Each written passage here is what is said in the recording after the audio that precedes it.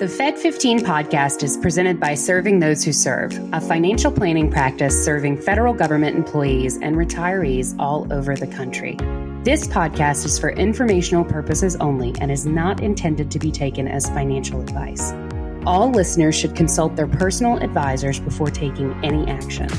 The opinions expressed by our hosts are their own and do not reflect the views, policies, or position of either Raymond James or Serving Those Who Serve. Securities are offered through Raymond James Financial Services, Inc., member FINRA SIPC. Investment advisory services are offered through Raymond James Financial Services Advisors, Inc. Serving Those Who Serve is not a registered broker-dealer and is independent of Raymond James Financial Services, Inc. Welcome, everyone, to the Fed15 podcast, presented by us, Serving Those Who Serve. Each week, we will discuss the latest news and info that Feds need to know in 15 minutes-ish. Or less. So whether you are a seasoned federal employee or just starting out in your career, we got you covered. So grab your coffee, green drink, energy juice, whatever. Kick back and we'll tell you what you need to know, but just might have missed. As usual, we are your host. I'm Dan Sipe, and I am joined by the ever amazing and incredible Katelyn Murray. Thank you, Dan. I do my best. Yes, we are together. I guess, with as many kind of guests as we've had on and, exposing new members of the Serving Those Who Serve team, I think, we can barely say as usual. In fact, next week, true. You're ditching me. Yeah. You're ditching me. That's what's happening. So what's up? What's cooler than hanging with me? Yeah, well, very few things, Dan. And I have to say, actually, I'm taking a little bit of vacation time here this summer, and I wish I could tell you that I was going somewhere fabulous. Unfortunately, I'm going nowhere, and I am painting a house. So, yeah. So I've had a number of kind of like little projects and things, and I'm the painter in the household. So I am going to paint my sunroom and a couple other rooms next week. So the lovely Chelsea will be joining you. Gotcha. She's been on several episodes, and I think she's a bit of a fan favorite, so she will be back next week in my stead. But it's great that we have such a wealth of talent here to be able to do that. I have a one-word suggestion. Yeah. Okay. Paint stick. Paint stick. Yep. Because, when it comes to the painting world around the house, I'm the big open wall expanse guy. Yeah. Mary, my bride, is all the cut work. Is the trim? Yeah. Okay. Yeah. She gets me set up to come in and just crush, whole walls, whole rooms.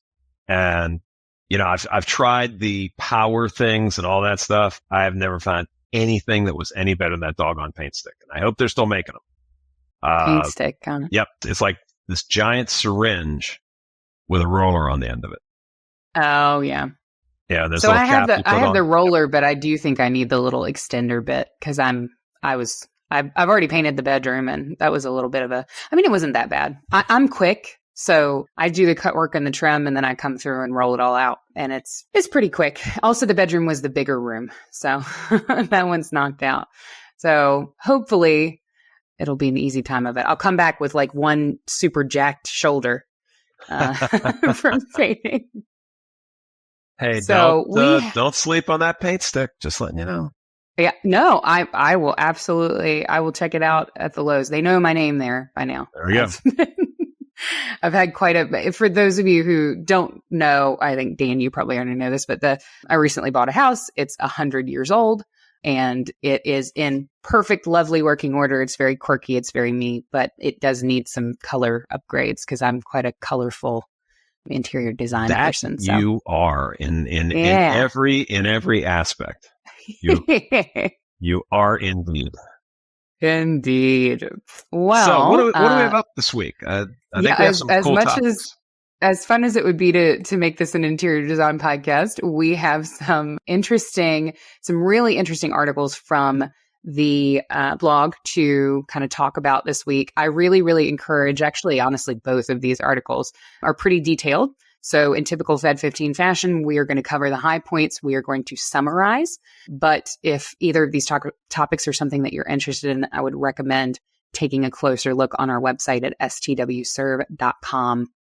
First up, I'm going to summarize actually an article that I put out earlier this week that is about beneficiary strategies. So a lot of times, we meet with thousands of feds a year and we look at, a large number of things. We look at FEHB, we look at benefits, we look at things like that, but we also kind of do a bit of comprehensive financial planning. So we're looking at, how are things set up? How are things structured? And obviously in the entire picture of things, estate planning factors in. So oftentimes what I will see if we have, the typical, which I don't know how typical is anymore, but if you have the typical kind of nuclear family, right? You've got mom, dad, and let's say you've got 3 kids. And normally in that situation, mom and dad have each other listed as primary beneficiaries on their accounts, and then the kids are listed equally as contingent beneficiaries. Now, this makes a lot of sense if your kids are under the age of 18, if they are therefore covered by your tax bracket, if they're not making money on their own. But obviously, as you get older, as you get into your 50s, your 60s, your children get older, they start their careers, they kind of, blossom into the lovely humans that you've been raising them to be. And that's when things get a little more complicated potentially, because the example that I used in the article, you've got 3 kids, one is a teacher, one is a registered nurse, one is a lawyer. Obviously, 3 very different salaries there. And different salaries means different tax brackets. So if we look at a portfolio that maybe is kind of a standard, there's 1.2 million in a pre-tax IRA, there's some money in a Roth IRA, there's some money in an HSA, one of our favorite accounts.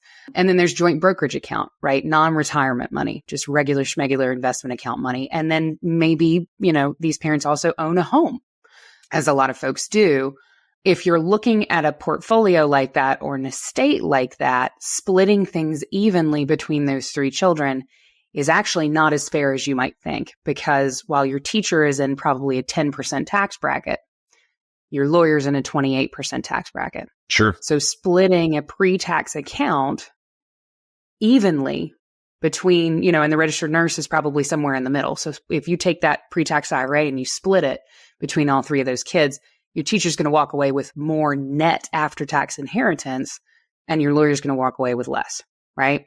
So if there is some diversification in the portfolio from a tax perspective, it could really make sense to kind of carve that up differently, meaning we would want to leave, in short, more pre-tax assets to kids who are in lower tax brackets, more tax-free assets to kids who are in higher tax brackets. And that's a way that you can kind of equalize the net after-tax inheritance, which is actually the money that your kids will be keeping.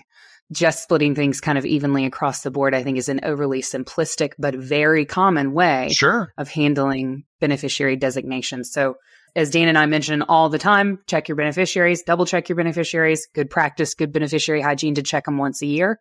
That process of checking doesn't necessarily just mean opening up your TSP and making sure you have a beneficiary, although I definitely want you to do that. Take a look at who you have listed, how things are structured, maybe have a conversation with your kids about, their tax bracket. How are things going if, because our kids, they get that first job out of college and they're just starting off, but then, 10, 20 years down the road, they could be making a significant amount of income and be in a drastically different tax situation. So maybe having some of those conversations, having a little bit of insight there. And of course, a qualified financial advisor or estate attorney can definitely help navigate some of those conversations as well. So that's the high points. Again, if this is something that you're interested in, that article has a really good, super detailed description of illustrating the point that I'm talking about as far as the difference between, gross inheritance of just splitting everything equally and then net after-tax inheritance. And the net after-tax inheritance is really what you want to be looking at and thinking about, because that's, effectively what your children will be able to keep. Well, as a gentleman who is no longer, shall we say, young, young at heart. No, I'm putting thought into that. And, agree with you 100%. I want to divvy up evenly with my kids. I got to tell you, Katelyn, I read a lot of articles. I read all of our stuff. I read our competitors' stuff because I like catching their mistakes. But it happens. I caught a doozy this week. I can't believe it's out there. And it's up on a commercial site too. just, but at any rate, I digress. So I love reading the articles.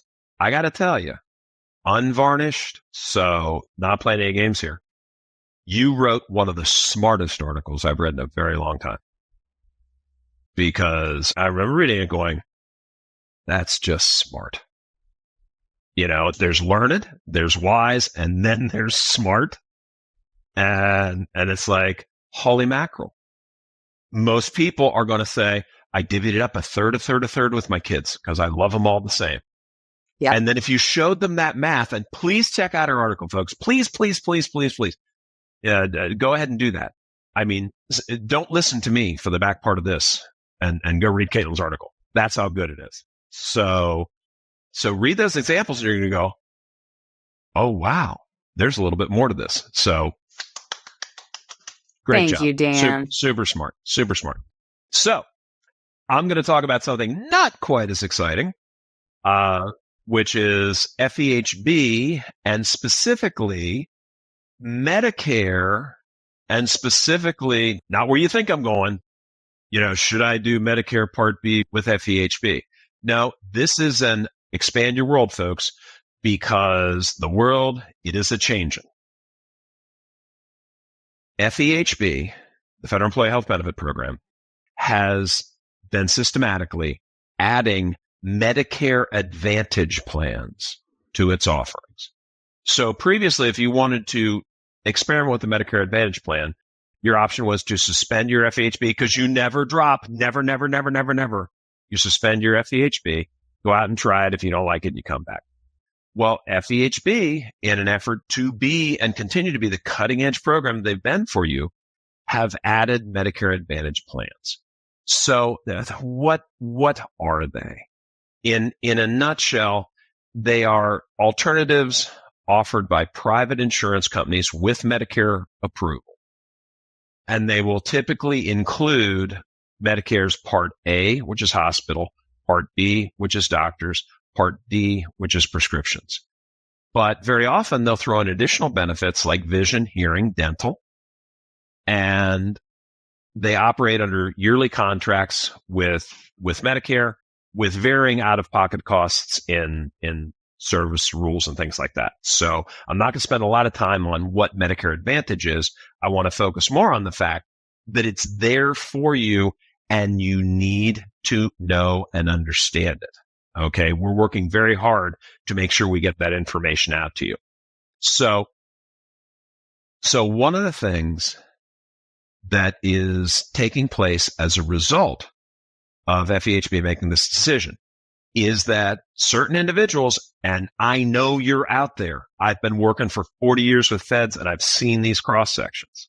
Certain individuals could save thousands on their retired health insurance by using a combination of Medicare Advantage and Medicare Part B. Yes, Dan, you're crazy. You're absolutely out of your mind. You're adding in something that costs extra to what I already have.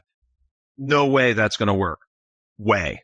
It can work. It absolutely can. Yep. So be sure to hit up the article, but let me give you a little bit of background here. So 2024, around 180 total offerings in FEHB, 40 are Medicare Advantage. That's 22%. And listen close, 10% of those offer partial reimbursements for the Medicare Part B premiums. And they range from $100 to $250 a month. $250 a month are for Kaiser programs out in California. So if you're watching or listening from California, that might be something you want to look at. But also select plans for 2024 to offer perks that you wouldn't expect, like gym memberships, credits for over-the-counter medication, meal deliveries post-hospital stays. So you're out of the hospital, you're convalescing, can have food delivered. Lots of stuff in here. So we're urging all of our feds to become conversant with those Medicare Advantage plans that are being offered, because Uncle still kicks in his 72% for those. So you truly can be in a situation, if you fit certain criteria, where it can save you thousands. Some things you need to absolutely verify.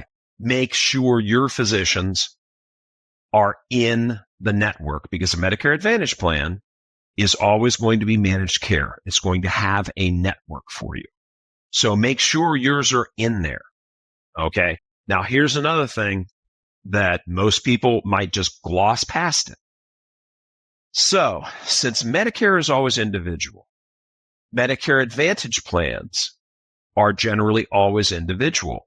But here, since it's offered through FEHB, if we have, and Katelyn, I know you've seen this, one spouse is over 65, the other spouse hasn't reached 65 yet. So if you were to look at doing a group thing, that could be a problem if it didn't cover somebody who wasn't on Medicare. The right. Medicare Advantage plans within FEHB, many of them will also cover younger spouses and even dependents, unlike the private commercial plans out there. So here's the thing. Just like we make a special point of telling you, don't apply the rules of Roth IRA to Roth TSP and say, I make too much money, so I can't do it. Don't make the same mistakes here. So check out the article. There's a ton there. And I'll throw out a plug. If you're a regular viewer or listener, by the time you see this, you already encountered our friend Kevin Moss from Consumer Checkbook Guide to Federal Health Plan. That is a tremendous tool for making the evaluation. The online version is pretty economical. And if you put in STWS, you get 20% off. So I have no axe to grind on that. Don't make a dime by you doing it or not, but it's just a great tool. Take a moment, spend some time educating yourself on this, because if you are in that sweet spot, you could save thousands. So That's what I got. Yeah, definitely. Important coverage, Dan. I think that's something that is just with talking with feds. I think that is a little bit of a blind spot, knowing kind of the details there. And I totally understand. It's complex. Not everybody has a brain like Kevin Moss and loves this stuff and loves to kind of get into the eccentricities and all of the little kind of details of different plans and benefits. Yep. But, that's why it's important to build a team. One of the best pieces of advice I think that I can ever give anybody is know what you know what you don't know, and build a team that you can trust to help you address those areas, where you may need a little bit of help. So that is all the time that we have for today, folks. But that we'll be back next week to bring you all of the latest updates you need to make informed decisions about your career and financial well-being as a Fed. And be sure, hit that subscribe button if you haven't already done so. Subscribe to the podcast on YouTube or Spotify, whatever your preference, so you never miss an episode. And please remember to share it with your friends and colleagues. Absolutely. And for more information, as we mentioned, on the topics covered in today's show and more, definitely check out the blog at blog.stwserve.com. You can also subscribe to our newsletter, The Weekly Serving, to get all the latest news for feds delivered straight to your inbox every week. And don't forget our live webinars. We got them going pretty much every single week. A couple coming up that you won't want to miss. Our Financial Planning for Feds webinar. We're the only ones doing it out there. That's on June 27th from 1 until 4. And then one of our foundational webinars will follow on July 9th. That's our incredibly popular, top of the line FERS webinar, Understanding FERS. And that's July 9th from 11 until 2. And of course, if you enjoy a more personal approach, hit us up at STWserve.com. We will help you any way we can, and happy to spend some one-on-one time with you to make sure you understand things. Absolutely. If you are listening to this podcast, maybe you're a first-time listener and you're wondering, where do I even start as far as getting literate on my government benefits? There's so many different bells and whistles and FEGLI and FEHB and FERS and all of the different alphabet soup. If you're looking for a place to start here. I highly recommend starting with our FERS webinar. It's a great place to start. I think, the Financial Planning for Feds webinar, also great can be a little overwhelming because there's a lot of different pieces. That's kind of an overview of all of the kind of global, that's standing on the top of the mountain and kind of looking down on the valley at everything. If you're looking to just get started somewhere, Understanding FERS is a great first webinar to join us for. It's a great jumping off point for kind of learning about the other pieces of the puzzle. But that is, as Dan said, quite foundational. So good place to start if you're looking for, the starting line, I suppose. Well, thank you so much for listening to the Fed15, everybody. I am Katelyn Murray. And I'm Dan Sipe. And we will see you next week. You won't. You're ditching me to go paint. You'll see me. I'll spare you. I just joined the podcast and I'm just painting a wall the entire time as you and Chelsea host. That would be a good gag. All right, folks. I have this great image of your hair tied up in a kerchief with paint on your nose. So yes, that's the vibe for next week. Have a great week, folks. Take care.